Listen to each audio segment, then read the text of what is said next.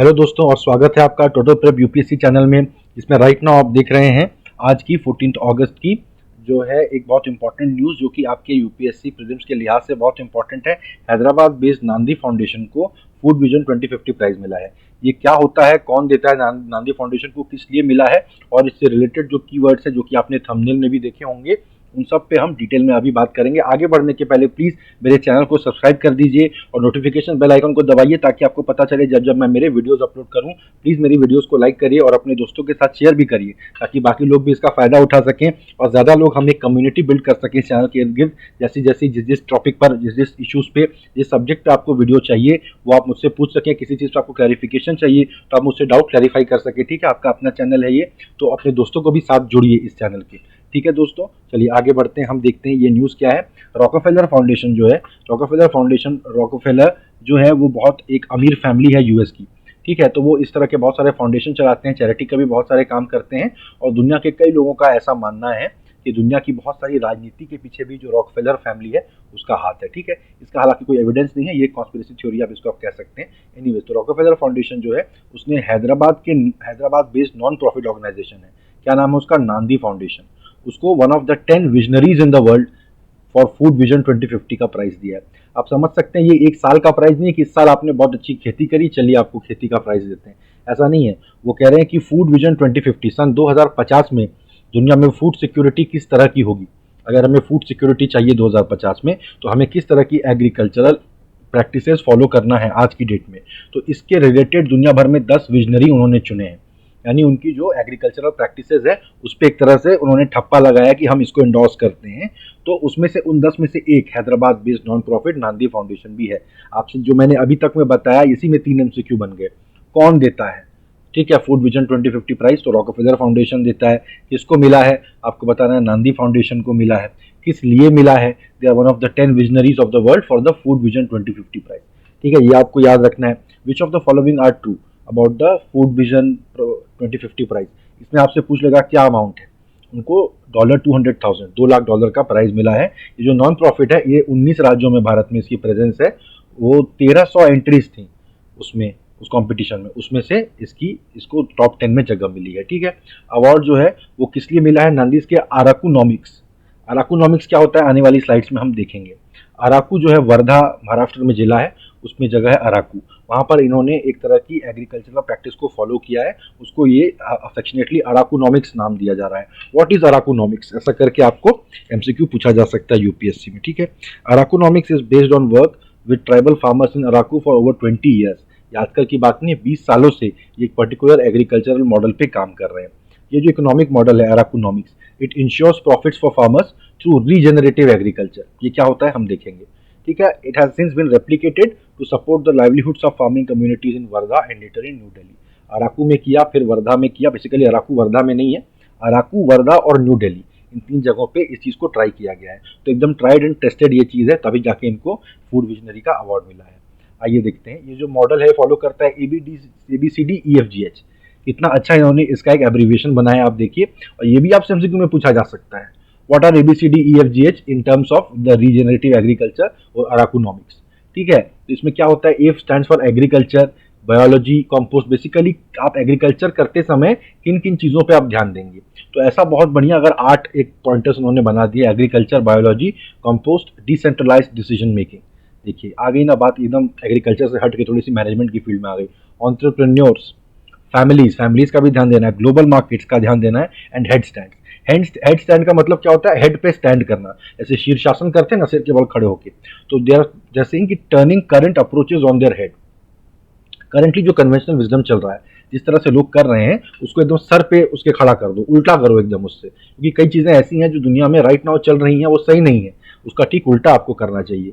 ठीक है, zero base natural farming, ZBNF, ये हैदराबाद में ट्राई किया गया था, इसको अब इंडिया भर में ट्राई किया जा रहा है। ये भी इस तरह का एक अप्रोच है, इसको आप गूगल करके इस पर शॉर्ट नोट बना के रख सकते हैं।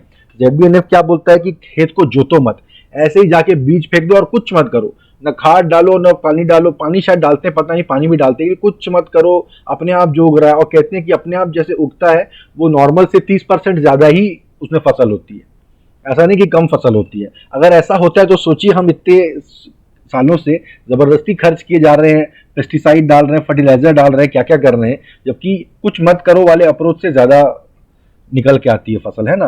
तो इस तरह के कई बार होता है दुनिया में, कन्वेंशनल विजडम चलता है, लेकिन उसका उल्टा करो तो ज़्यादा प्रॉफिट होता है। ठीक है, ये जो इकोनॉमिक मॉडल है, it is a tribute to the tribal farmers of Araku region for the world class coffee produced and launched in Paris in 2017।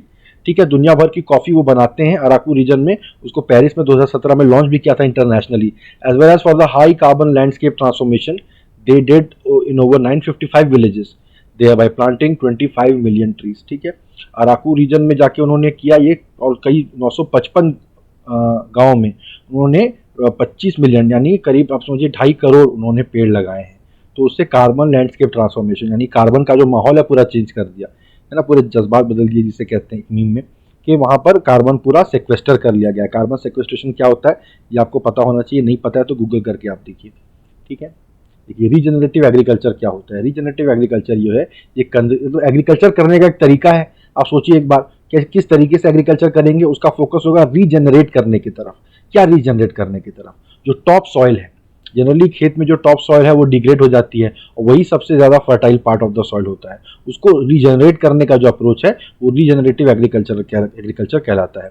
It is a conservation and rehabilitation approach to food and farming systems. आप समझ रहे हैं, food और farming system करेंगे, पर approach अपना क्या है? ज़्यादा से ज़्यादा फसल हो नहीं, अपना अप्रोच है कंजर्वेशन। यहाँ का इकोसिस्टम बचा रहे, यहाँ की ज़मीन की उर्वरता बची रहे, ज़मीन की क्वालिटी बची रहे, और रिहेबिलिटेट किया जाए यहाँ पर जो जो मतलब डैमेज हो चुका है, जिस तरह से हमने उस पर केमिकल फर्टिलाइज़र डाला है या अलग अलग तरह की मशीन से खेती की है, उससे जो डैमेज हो चुका है सॉइल को, उसको रिहेबिलिटेट किया जाए।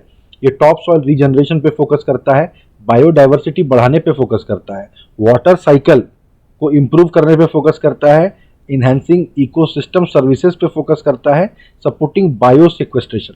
बायोसेक्वेस्ट्रेशन जैसा मैंने खैर पिछली साइड में आपको बताया था, आप एक बार इसको गूगल करके देख लीजिए। कार्बन जितना एटमॉस्फेयर में है, अगर खेती के जरिए कैसे भी पौधों में ज़मीन के अंदर अगर वो कार्बन कैप्चर कर लिया जाए तो एटमॉस्फेयर से कम हो जाएगा। तो वो अगर बायोलॉजिकल मेथड से किया जाए तो उसको बायोसेक्वेस्ट्रेशन कहते हैं।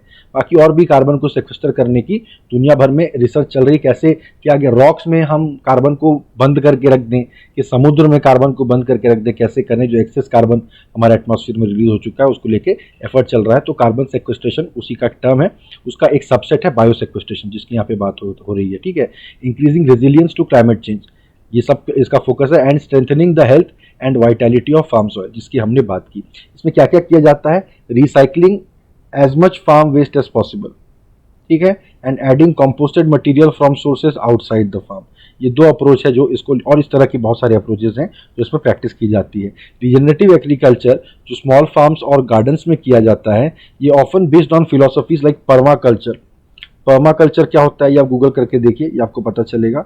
एग्रो इकोलॉजी, ठीक है, इकोलॉजी मतलब एग्रीकल्चर जो है इस तरह से किया जाए कि पूरी इकोलॉजी का उसमें भला हो, इसको ध्यान में रख के किया जाए। एग्रो फॉरेस्ट्री यानी जो आप फसल बोते हैं उसके आसपास खेत की मेड़ों में हर जगह बड़े बड़े अब श्रब्स और पेड़ उग जाएं, इसका भी आप प्रयास करें। तो एक तरह से आप एग्रीकल्चर भी कर रहे हैं और फॉरेस्टेशन भी कर रहे हैं, एफॉरेस्टेशन, ठीक है। रिस्टोरेशन इकोलॉजी, की लाइन डिजाइन और होलिस्टिक मैनेजमेंट, ये सारे टर्म्स जो है वैसे हमारी आज की इस न्यूज़ से उतने रिलेटेड तो नहीं है, पर आप अलग से इसको गूगल करके देख सकते हैं। ये आपको इन्वायरमेंट एंड इकोलॉजी के पॉइंट ऑफ व्यू से इंपॉर्टेंट है। Large farms tend to be less philosophy driven and often use no till and or reduce till practices.